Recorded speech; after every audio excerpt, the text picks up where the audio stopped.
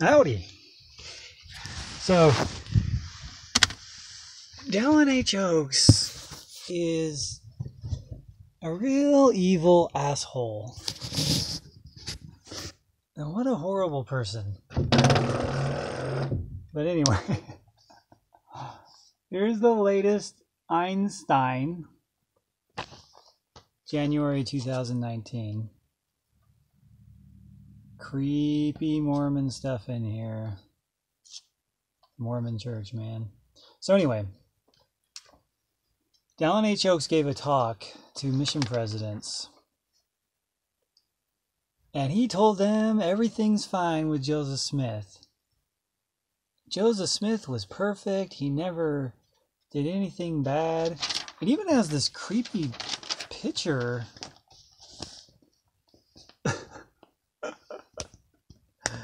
There's even this creepy picture in it. So I'm going to read a few paragraphs. Few men have been the targets of more assaults on their mission or their memory than Joseph Smith. I investigated some of these charges by personal research in original records in Nauvoo, where Joseph lived the last 5 years of his life. One such charge arose when Joseph Smith, who was the mayor, he and the Nauvoo City Council suppressed the Nauvoo Expositor, an opposition newspaper. This suppression focused hostilities against the church and led directly to Joseph's murder. He just says that's it. That's all he talks about. He doesn't say what the Nauvoo Expositor said.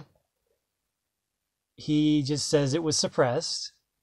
I mean, destroying a printing press, I guess that's suppression is the best word you can use.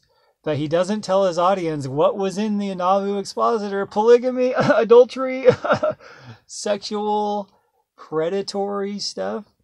Early Latter-day Saint historians, including Elder B.H. Roberts, conceded that this action was illegal. So B.H. Roberts and early church historians, the people who were closest to the event, said it was illegal. By the way, B.H. Roberts, at the end of his life, knew the Book of Mormon wasn't true. However, as I researched this subject as a young law professor, see, here we go. See, I'm smarter than these other people. I was surprised to find a legal basis for this action in the Illinois law of 44. There were many suppressions of newspapers on the frontier in the period before the Civil War. There were many suppressions of newspapers, so it was okay that Joseph did it. The guarantee of freedom of the press in the U.S. Constitution was not declared applicable until 1931, and then only by the U.S. Supreme Court's 5-4 reliance on a constitutional amendment. One should judge the actions of Joseph Smith on the basis of the laws and circumstances of his day, not ours. Wait, we've always been taught that we shouldn't judge Joseph Smith and Brigham Young on the laws because the laws were corrupt. Mormon double speak, double-mindedness. When Brigham Young and Joseph Smith are breaking the law doesn't matter because we're doing God's will. But when they're victims, well, they were just obeying the law. Let me read that again. One should judge the actions of Joseph Smith on the basis of the laws and circumstances of his day. This is Elder Oaks. He'll be the future leader of the church, the future prophet, and he's telling you to judge Joseph Smith on the laws and circumstances of his day. According to the laws and circumstances of his day, he should have been in jail because he was practicing polygamy. And so were a bunch of other men. So, according to the laws, they should have been jailed. The church should have been burned to the ground. You could make a good argument that that people who were persecuting the church were doing the right thing. Because you could make an argument that Joseph Smith was a sexual predator, that he was destroying women's lives.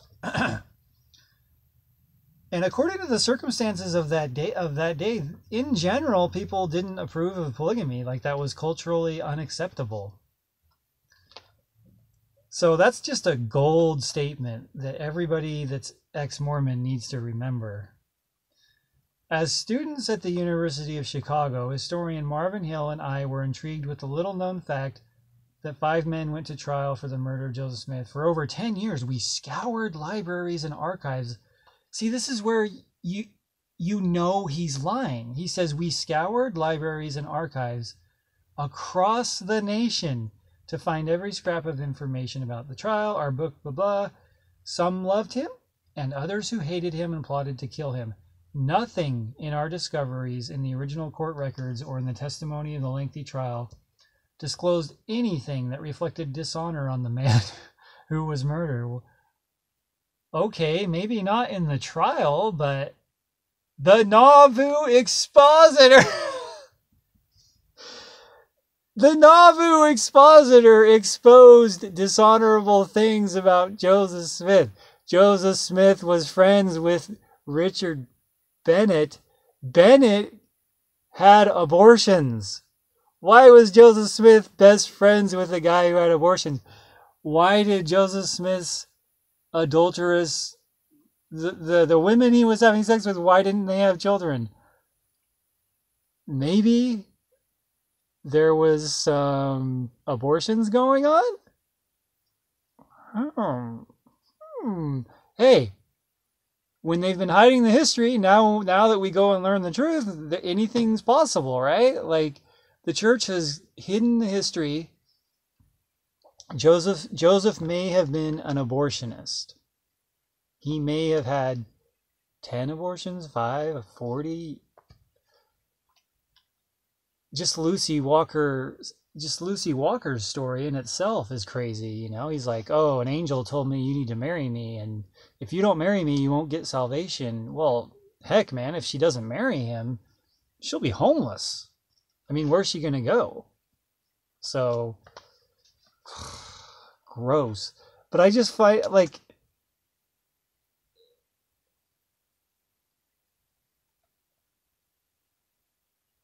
I just find it funny that he's like, in this trial, I found nothing to reflect dishonor on the man who was murdered. And it's like, there's all kinds of document. There's the Nauvoo expositor. There's people that knew Joseph Smith. There was a time where Emma Smith was mad at Joseph Smith. The people closest to Joseph Smith. William Law was a close associate with Joseph Smith. What kind of mindfuck is going on here with Dallin Oaks? His whole purpose in life is so weird. His whole purpose is like, I need to make sure that Joseph Smith is perfect. He didn't do anything wrong. He didn't start the Kirtland Bank, the anti-bank, which was against the law. Every single day, Joseph Smith was breaking the law. Now, I understand, you know, back then, maybe it was okay to break some laws, but he's saying one should judge the actions of Joseph Smith on the basis of the laws of his day. Okay, well, you're the one saying it, so what's up with the bank? What's up with him being a general? What's up with him having a meeting with and deciding that he's the ruler of the world or the king of the world? And what's up with that? Like, they like had a meeting and they said, oh, you're like king of the world. I think Brigham Young had the same thing. Brigham Young is a lot. Here's the thing. Joseph Smith was horrible, but Brigham Young was like times 1,000. Brigham Young was like so abusive to women. He was so abusive to women. Somebody should write a book like Brigham Young's abuses to women. And it's like, he would send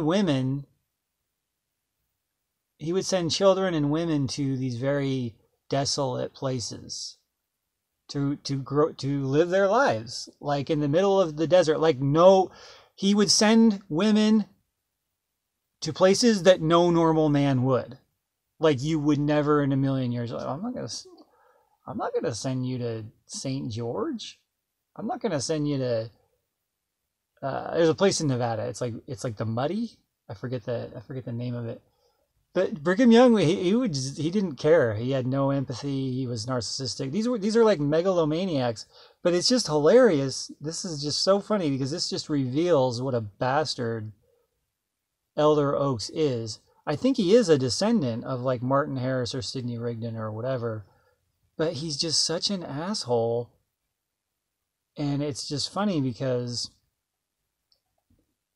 he's saying, I scoured the country looking for evidence of dishonor. Just it's like, did you not read No Man Knows My History? Did you not read the Nauvoo Expositor? Like, it's okay to say, I read that he was a sexual predator. I read that he was a liar, an embezzler, that he stole money, that he practiced fraud.